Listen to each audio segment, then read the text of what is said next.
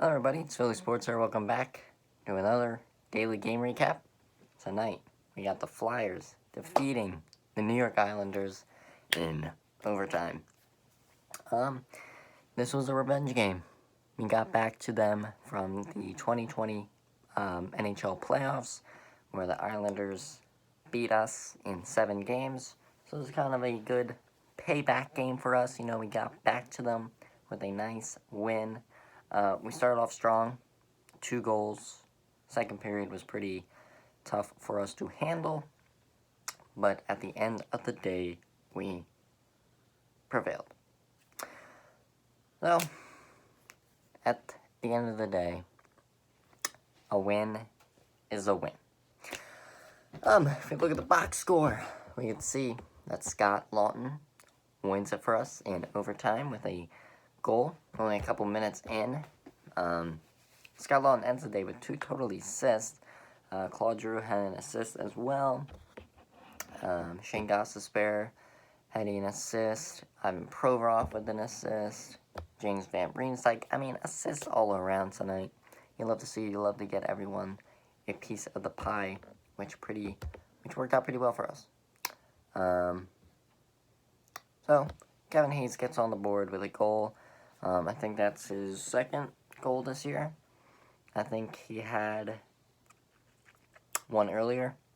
Maybe his third. I think it says his second. Maybe his first. I'm not too sure. Jacob Voracek gets on the board here with a goal as well.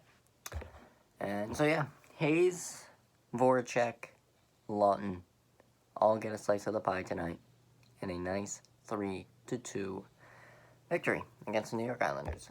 So this will put the Flyers at a 6-2-1 record. Pretty good start to this year. We know coming into this year that the Flyers are a team that can definitely contend. They have the talent to do so. They now have the experience. They have the coaching. They have everything that you could possibly need to contend for a Stanley Cup championship. Tonight was a good example of that. We showed up against a good team. We just swept the Devils. We just get a nice win against the Islanders. So stuff is looking up for the Flyers. After a shaky couple games where we allowed many goals, we give up 1 last game and 2 this game. So the defense is taking a step up, and you like to see it.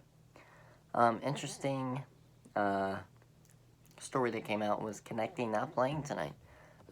Alain Vigneault did not have him in the lineup, which is pretty interesting. It shows the power that Vigneault has, and it shows how much he wants to win. If he sees something that he doesn't like with Konechny, he goes and makes the change. I like to see that from Alain. Carter Hart, like I said before, I've been pretty critical of him. But he only allows 2 goals. It's pretty solid. He had 26 saves, so he didn't have a very busy night, but 26 saves is 26 saves. That's 26 opportunities to score. Well, 28 opportunities to score. And he really showed up tonight. Ended with a save percentage of 93, about 93%. Sorry about this, because I don't have my stand right now, so I'm kind of leaning you on my computer. Yeah, Flyers 3-2 beat the Islanders tonight.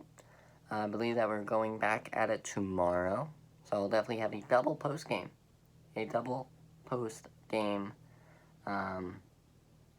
for you guys tomorrow with the Sixers and the Flyers. So, to be totally honest with you, I cannot catch this Flyers game tonight. I ran into some stuff, so I'm sorry that I do not have the great Flyers analysis tonight, but there's always a nice night. So we get to our good, decent amount of time for each episode. We are going to talk about the Phillies signing DiDi Gregorius. The Phillies have agreed to sign DiDi Gregorius to a 2-year, $28 million contract with some money deferred. So we can do whatever we want with that money. It gets deferred to other spots in his contract. That's what that means. You know, whether it's some... if he reaches a specific spot, then he can get a bonus, or money is deferred over an amount of time, so the Phillies do not have to pay that whole... I mean, they still owe him $28 million. You know, that's the contract. But, you know, all that money can be brought to him at a different time. You know, that's what kind of deferred means, you know, that money's going to different spots. I like it. This Phillies offense was so good last year. Or last season. Well, actually last year. Really the only problem was the bullpen. And the Phillies did know that. And they addressed it this year, this offseason, getting Archie Bradley, Jose Alvarado. They got Ivan Nova. I don't know if he's going to make the starting lineup, but he can always shift to the bullpen. We also have David Hale. We have Seranthony Dominguez. He's going to come back. We got Jojo Romero now. That dude's a stud. We got Vinny. Vinny can be in the bullpen. Probably be the 5th starter, sadly. But, you know, it is what it is. I was watching Alex Carr's Twitch stream. And Alex Carr, if you guys don't know him, he writes for The Good Fight. He really likes Trevor Rosenthal. I do too. I would love Trevor Rosenthal for this Phillies team. If we could get Trevor Rosenthal and maybe another guy, because Rosenthal's probably going to ask for around $6 million annually. Because, you know, bullpen pitchers don't really ask for a lot of money. So Rosenthal probably around $6 million, and the Phillies definitely can do that. With trading Cole Irvin and Kyle Holder, both for cash considerations. So we moved those 2 players for cash. So that could mean either 2 things. We are making a big move. Probably not big move, but, you know, a substantial move. So we had to obtain cash, and we had to obtain a roster spot. So maybe the Phillies are working on something to bring in, whether it's another reliever or it's a bench bat. Speaking of bench bat, the Phillies still need a bench bat. With a guy like Jay Bruce leaving, most likely. Well, he's a free agent, but I don't see him coming back. We need some power off the bench. We don't have a guy that can come off, you know, play in the outfield one night when one guy's not feeling too hot, you know. Whether it's a injury or a COVID, and then it might not be feeling well. We have Scott Kingery. Scott Kingery can play pretty much anywhere. He's a super utility man. You can play pretty much anywhere you put him. So we do have Kingery, but his bat was not the best last year. So hopefully that was just him, because Kingery fought COVID for a pretty decent amount of time. So that might just be some backfire of COVID. So maybe he's got back to his old self. Because if we can get 2019 Scott Kingery, who hit 20-plus home runs and was a great player, that would be huge, because he might be coming off the bench. We could probably put him in center field, maybe. Hazley and Roman Quinn are currently there, but none of them are solid. I think I would rather have Kingery out there in center field. I just hope that Kingery just returns to his old self. You know, if we can get a nice Scott Kingery, that can open up a lot. Really could. For this Phillies team. So, yeah. Phillies still need a couple more moves. We still need to get another reliever. Maybe another starter. The starting lineup is looking like Nola, Wheeler,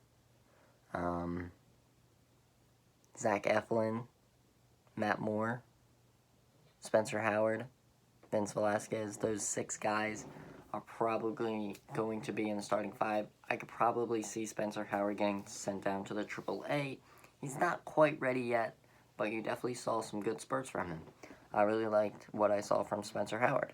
So hopefully he could be a big piece for this team moving forward and definitely could be a 3rd starter behind Zach Wheeler and Aaron Nola. That could be a great trio right there. That could be probably one of the best pitching trios in baseball, other than Strasburg, Scherzer, and Corbin. And the Mets with DeGrom, Syndergaard, Stroman. Because the NL East has some great pitchers. Sheesh. I mean, the Marlins now have Sixto Sanchez. And every single NL East team has a solid pitcher. You know, Atlanta has Mike Soroka, Miami Sixto Sanchez, New York DeGrom, National Scherzer, and Phillies Nola. So, it's looking up for the Phillies. I really do feel like we can contend this year, definitely for the 3rd spot in the division. That's where I see us going, probably wild card. Don't see us getting 1st, maybe 2nd. But I really do see 1st place going to the Braves, and then 2nd Mets, then 3 Phillies, then 4 Marlins, and then 5 Nationals. I think the Nationals end up 5th this year, because Marlins, pretty good year last year, very underrated. So yeah, Flyers win 3-2. I gave my 50 cents on the DiDi Gregorius signing of 2 years, $28 million. Welcome back, DiDi. Pretty good spot in Philly sports right now. Big week for the Phillies. Brought back some key guys. Flyers are looking pretty hot right now. Couple wins in a row. And the Sixers, #1 team in the East. Eagles. Alright, so thank you guys for watching this video. I'll leave all my Instagrams and Twitters down in the description below, so make sure you guys go click on those and go subscribe to all of my platforms. Leave all those usernames in the description below as well. You know, thank you guys for clicking, and I will see you guys in the next one, which is tomorrow. Peace out.